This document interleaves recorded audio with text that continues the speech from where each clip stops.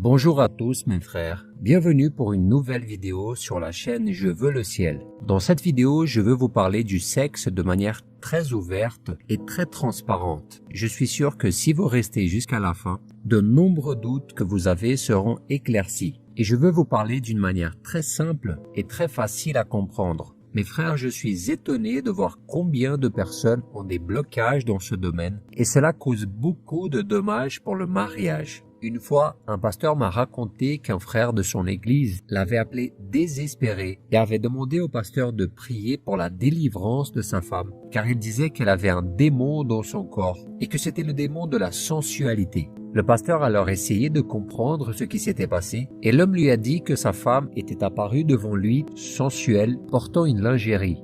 Mes frères, quand le pasteur m'a dit ça, je me suis mis à rire. Mais en même temps, j'ai vu combien c'est sérieux, combien la mauvaise religiosité empêche les gens de recevoir la bénédiction de Dieu. Et puis il y a beaucoup d'hommes et de femmes qui agissent comme des légalistes en disant que rien n'est permis, qui ne se laissent pas toucher par leur conjoint. Mais lorsqu'ils sont seuls, ils sont accros à la pornographie, sans parler de ceux qui trompent leur conjoint.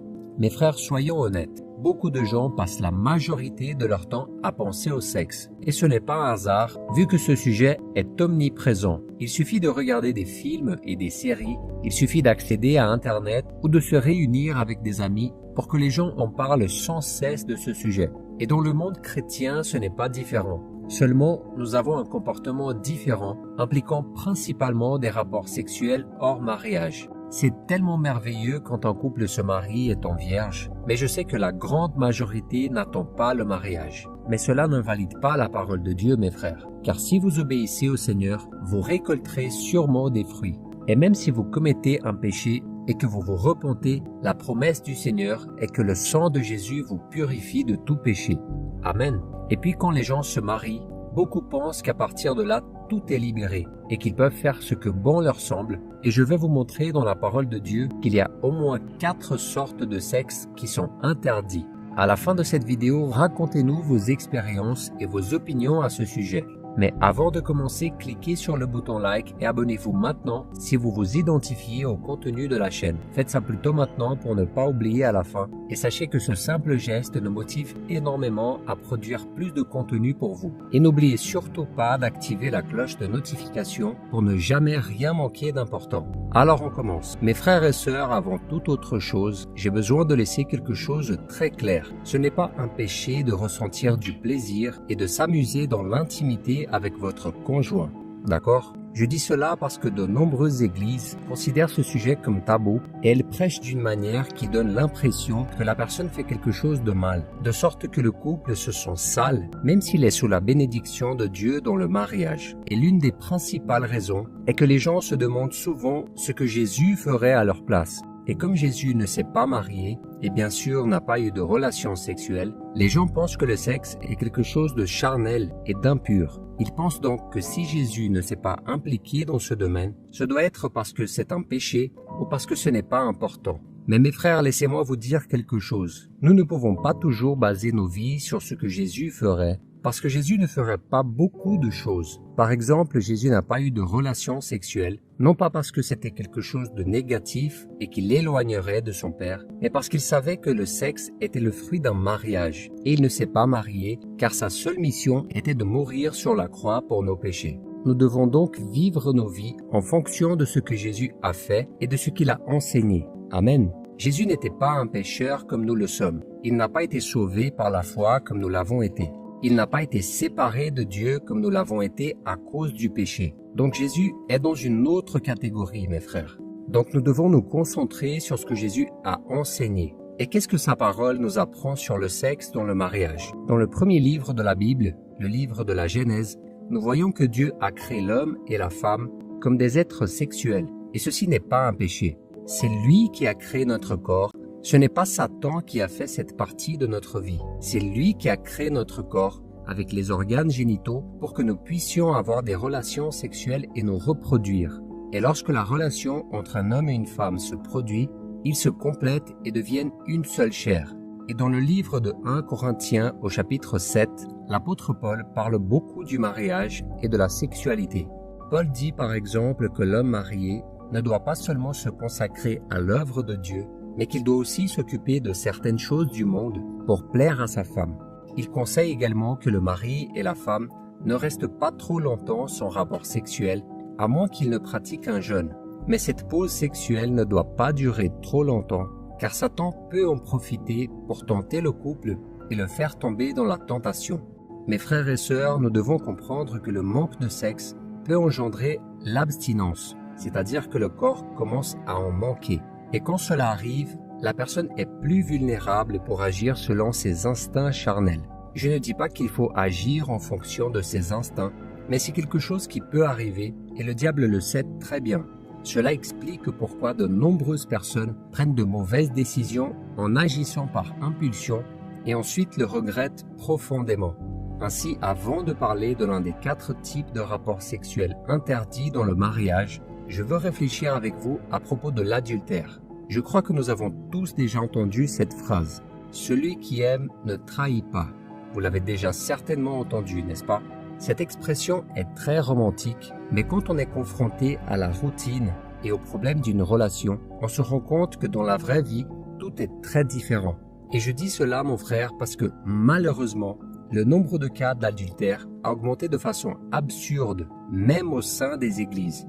Et cela cause beaucoup de souffrance et de destruction aux familles. Je veux donc vous inviter à réfléchir sur le péché de la trahison et de l'adultère. Tout d'abord, nous devons comprendre que l'être humain, aussi bien intentionné qu'il soit, est pécheur et plein de défauts. Et c'est pourquoi Jésus nous a donné un avertissement dans le chapitre 26 de Matthieu. Regardez ce qu'il a dit. « Restez vigilants et priez pour ne pas céder à la tentation. L'esprit est bien disposé, mais par nature, l'homme est faible. » Mes frères, nous sommes tous constamment séduits par les propositions de ce monde et nous devons être vigilants à tout moment pour ne pas céder à la tentation. Et c'est pourquoi même l'amour entre un homme et une femme ne peut à lui seul empêcher une trahison. Il existe une grande illusion qui trompe de nombreux maris et femmes. Ils pensent que ceux qui aiment leur conjoint ne ressentiront jamais d'attirance pour une autre personne. Mais comme je viens de le dire, l'être humain est imparfait et la parole de Dieu elle-même affirme que notre chair est faible. Par conséquent, mes frères, nous devons être vigilants, car la vérité est que ce que les yeux convoitent, l'imagination aide à développer. Et si la personne n'interrompt pas ses pensées, elle peut un jour tomber dans la tentation. Regardez ce qui est écrit dans le chapitre 1 de Jacques. « Mais chacun est tenté quand il est attiré et entraîné par ses propres désirs. Puis le désir, lorsqu'il est encouragé, donne naissance au péché, et le péché, parvenu à son plein développement, a pour fruit la mort. » Regardez ceci, mes frères. Alors que nous sommes dans ce corps charnel, nous pouvons encore être attirés par une personne du sexe opposé. Nous pouvons être charmés par un sourire, un beau corps, une voix, un regard ou une personnalité. Et comme si notre faiblesse charnelle ne suffisait pas, nous sommes la cible d'un bombardement médiatique et culturel qui promeut l'infidélité, les relations sexuelles hors mariage, les femmes en tant qu'objet sexuel, l'image de l'homme macho qui doit absolument sortir avec tout le monde, etc. Si l'on ajoute à tout ça un peu de pornographie et un manque d'attention dans le mariage, on commence à mieux comprendre pourquoi de nombreuses personnes sont infidèles même en aimant véritablement l'autre personne. Et pour mieux comprendre, lisons ensemble un passage de la Bible. « Soyez sobres et vigilants. Votre adversaire, le diable, rôde comme un lion rugissant, cherchant qui dévorer. » Regardez ceci, mes frères. Satan est toujours en alerte, prêt à attraper ceux qui ne cherchent pas Dieu et qui ne veulent que les plaisirs que le monde offre. Je vous ai dit toutes ces choses parce que nous devons mettre de côté toute forme d'illusion pour faire face à la réalité, à la vérité. Amen. Ainsi, peu importe si vous êtes un mari ou une femme, sachez que vous êtes un être humain et que vous avez donc le penchant de faire ce qui est mal.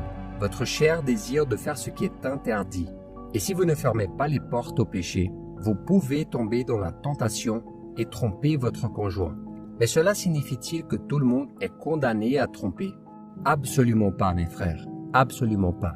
Et c'est là que nous devons apprendre une chose très importante. Celui qui aime Dieu et son conjoint fuit l'apparence du mal et ne se fie pas à sa propre force. Alors mon frère, toi qui es tenté, sois très prudent et ne pense jamais que tu seras suffisamment fort pour résister.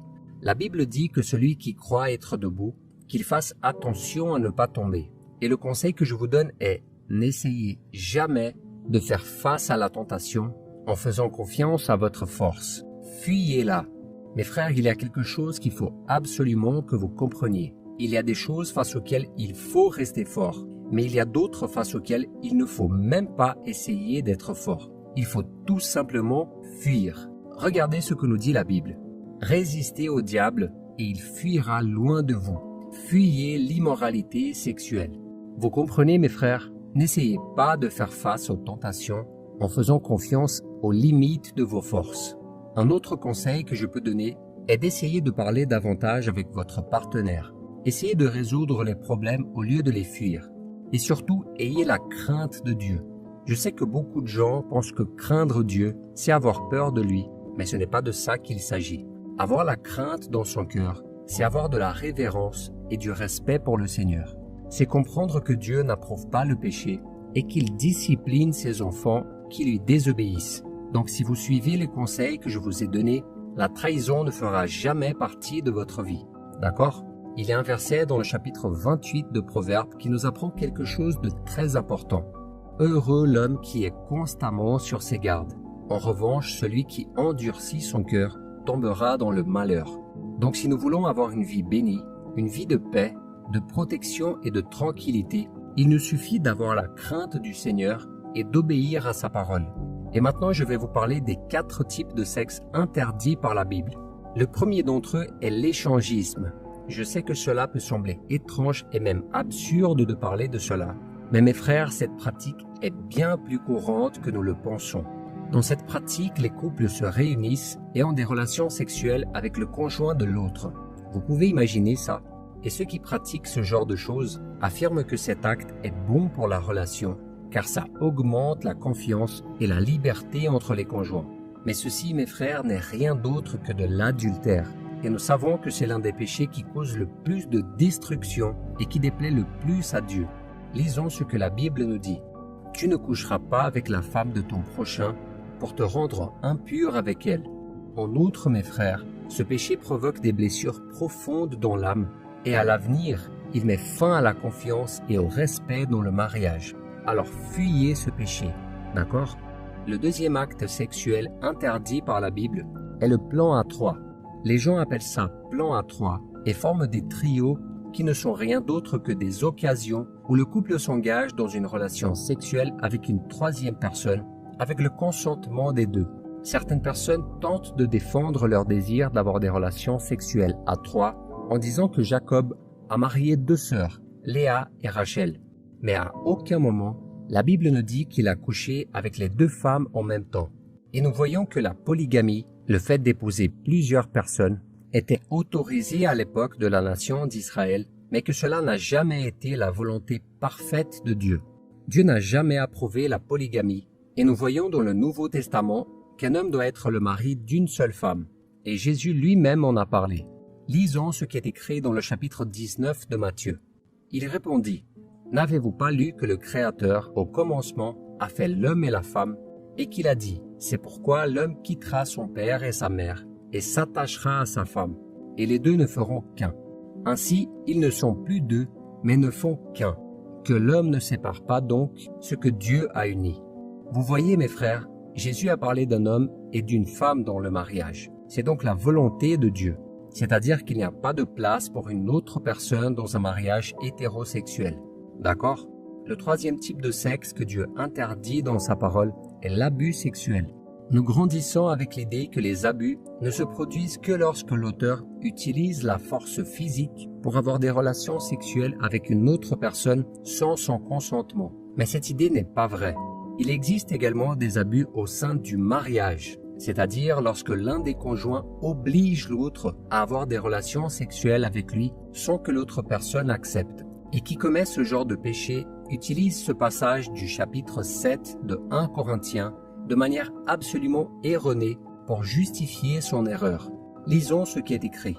Ce n'est pas la femme qui est maîtresse de son corps, mais son mari. De même, ce n'est pas le mari qui est maître de son corps, mais sa femme. Et mes frères, quelques personnes sortent ce verset de son contexte, et beaucoup d'hommes croient que le corps de leur femme n'appartient qu'à eux. et ils pensent donc qu'ils peuvent exiger des rapports sexuels et qu'ils ont tout à fait le droit de les forcer à faire quelque chose qu'elles ne veulent pas faire. Mais ce que la Bible dit, c'est que nous devons satisfaire notre conjoint et ne pas chercher notre propre plaisir. D'accord? Et le quatrième type de sexe que Dieu interdit est la pornographie. Bien qu'il ne s'agisse pas d'un acte sexuel en soi, ces autres types de sexe interdits sont très souvent stimulés par la pornographie. Et mes frères, ça peut paraître absurde à penser, mais de nombreux couples chrétiens disent qu'ils regardent des films pornographiques avant et pendant les rapports sexuels pour pimenter les choses dans la relation. Mais quel que soit le plaisir qu'ils y prennent tous les deux, la pornographie est une chose très dangereuse. Car lorsque la personne regarde un film ou tout autre type de matériel pornographique, elle peut ouvrir des brèches à l'ennemi pour détruire la relation, sans parler du risque de devenir absolument accro à ce type de matériel, qui cause de plus en plus de problèmes de nos jours. Et mes frères, la Bible dit que nous devons maintenir la pureté dans le mariage.